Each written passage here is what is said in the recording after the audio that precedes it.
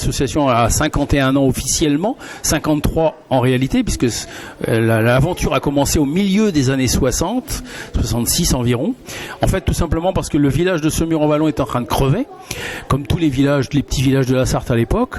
Et donc, une poignée de bénévoles donc décide de dire faut qu'on sauve le village et on va répondre à la demande du tourisme de l'époque, même si on n'appelait pas ça du tourisme. Les gens demandaient à se baigner, à faire du pédalo, à faire des choses comme ça. Et il y avait dans la Sarthe qu'un seul endroit pour le faire, c'était Sillé-le-Guillaume, Coco-Plage, que beaucoup de Sartois évidemment connaissent. Et donc les bénévoles vont avec leur temps et leur courage et leur argent, c'est-à-dire qu'à l'époque on n'allait pas chercher les subventions, ils vont donc creuser le fameux plan d'eau de Semur-en-Vallon, faire les aménagements. Alors donc ils avaient mis à l'époque pédalo, barque, vedette promenade, guinguette, baignade, pêche, enfin il y avait tout quoi. Et c'est un succès absolument colossal. On vient de toute la Sarthe à Semur-en-Vallon.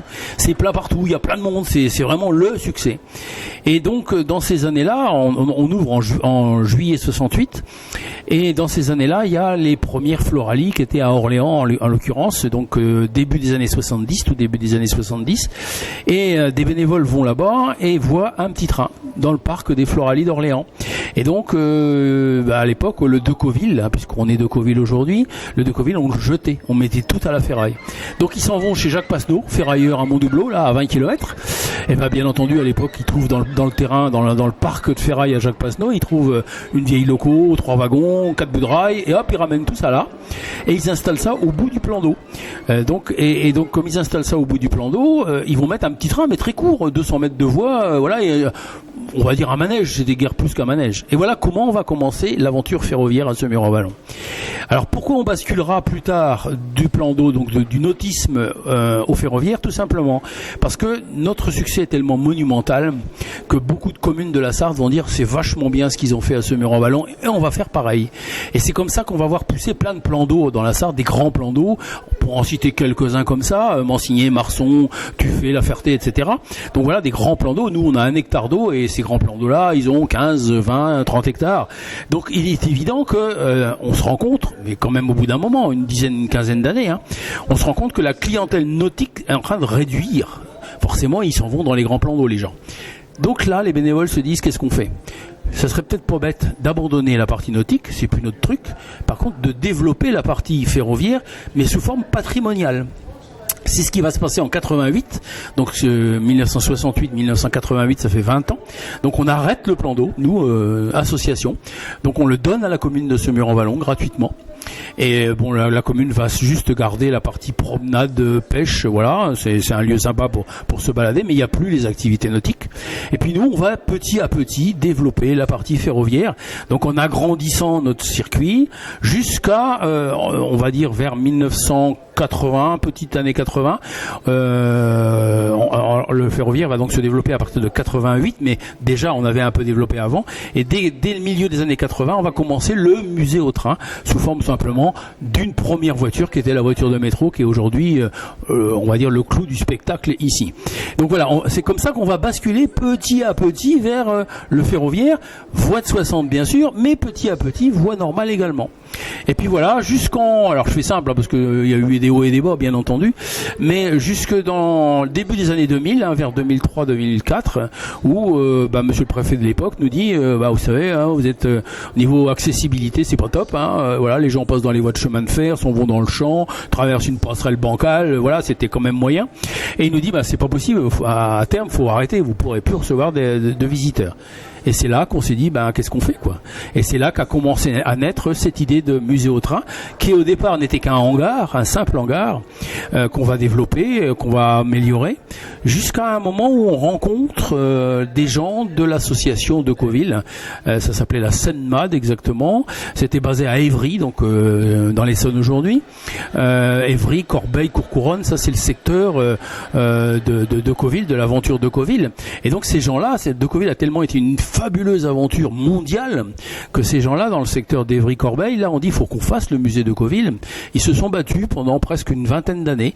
Donc, ils ont récupéré du matériel, ils ont récupéré des documents, ils ont récupéré plein de choses, et ils espéraient faire le musée de Coville dans le secteur. Malheureusement, pour des tas de raisons compliquées, ça ne s'est jamais fait. Et donc, vers 2010, ces gens-là disent, non, c'est bon, on laisse tomber, on jette l'éponge. Et le hasard de la vie a fait qu'on les a rencontrés. Et puis qu'on s'est dit, avec eux, peut-être qu'on peut sauver leur matériel, parce qu'il était en vrac dans une zone industrielle à Fleury-Mérogis, pour être très précis, donc c'était pas top. Et voilà, donc ça a été très compliqué. C'est quand on voit des matériels comme ça qui font 20 tonnes, Fleury-Mérogis, ce mur en vallon, ça se met pas dans la remorque bagagère de la voiture. Hein. Donc ça a quand même été assez compliqué. Mais on a réussi à ramener donc tout ce matériel, et puis on l'a intégré à notre musée au train. C'est-à-dire que on était parti sur notre hangar pour mettre les 3 ou 4 voitures qu'on avait. On s'est dit non, il faut qu'on fasse plus que ça. Et voilà, et donc ça a été très compliqué également, parce que même si c'est les bénévoles qui ont fait le boulot pour 80% dans ce musée, n'empêche qu'il fallait quand même des sous. Hein, même si on fait le boulot, il faut quand même le matériel. Et voilà, et donc ça fait aujourd'hui presque 14 ans qu'on bosse sur ce musée. Et il est comme ça aujourd'hui. Il sera terminé complètement en 2020. Hein, là, la scénographie est bien avancée. On a réussi à intégrer tout, pas forcément comme on voulait, mais ça a un peu de la gueule quand même. Et puis le but, c'est de faire vraiment un musée immersif, c'est-à-dire que les gens vont passer un sas d'entrée et vont changer d'époque. Ils laisseront 2020 d'un côté et ils rentreront en 1920, et on se débrouille nous ici pour les faire vivre ces trains, ces aventures humaines de l'époque. Et donc l'année prochaine, ça sera pratiquement terminé. Et c'est déjà bien avancé, bien entendu, mais ça sera terminé l'an prochain. Voilà, pour faire simple, 51 années d'aventure.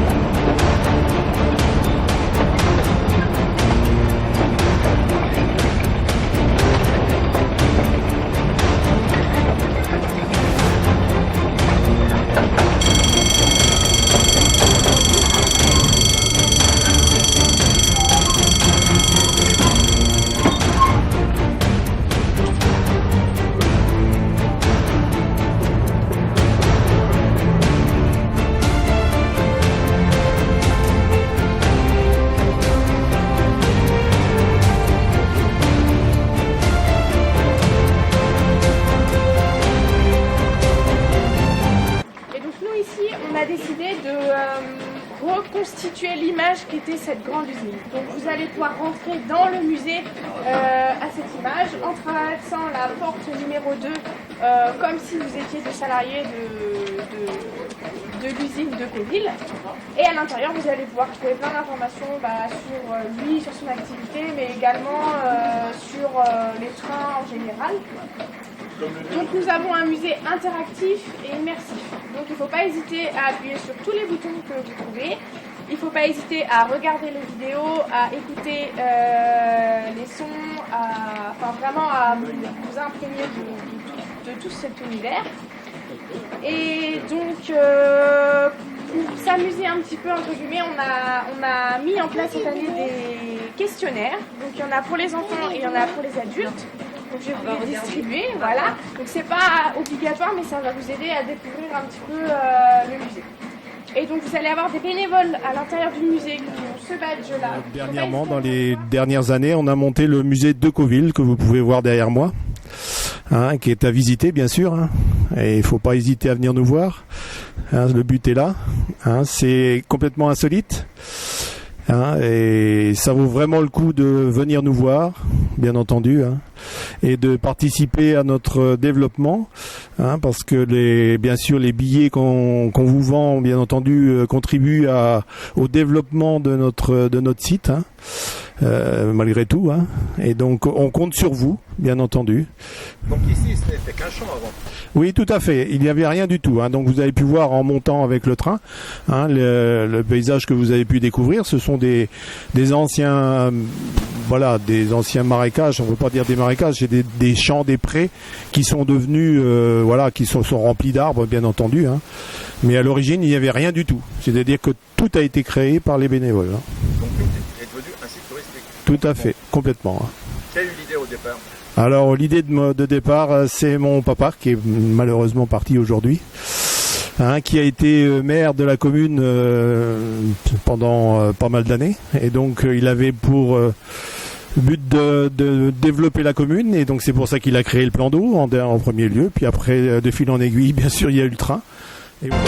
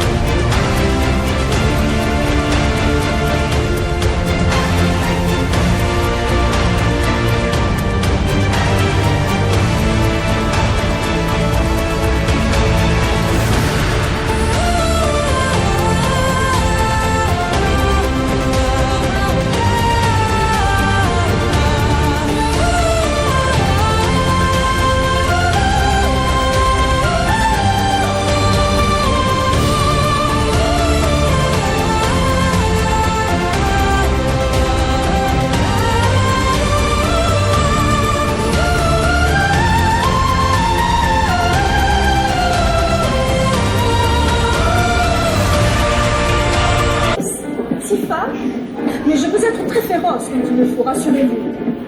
Mais là, je suis dans un compartiment.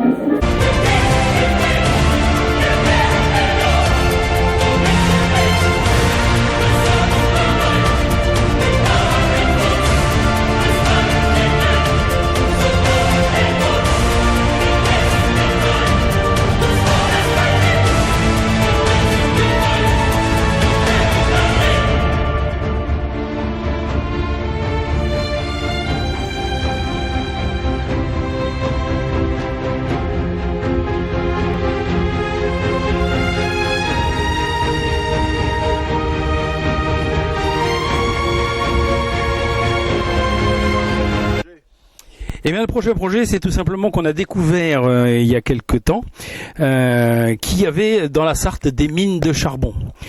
Et donc on s'est dit qu'en regardant les photos, que finalement, comme les trains qui étaient en dessous, c'est les mêmes que les nôtres, on s'est dit que ça serait peut-être pas idiot de reconstruire ces mines de charbon de la Sarthe. Donc voilà, vous avez déjà un prémisse de cette construction. Donc évidemment, ça se fera pas en 5 minutes. Et puis la deuxième chose, c'est que alors le Mans Ouest Patrimoine, je suis pas sûr de le dire dans le bon sens. Donc c'est une association qui s'occupe du patrimoine du Mans. Nous a contacté à un moment en disant on a sauvé les 2 ponts roulants de la fonderie de Saint-Pavin, donc qui était dans quartier sud-ouest du Mans. Et on aimerait bien trouver un site pour les valoriser, les protéger, les valoriser. Est-ce qu'on pourrait pas les mettre chez vous?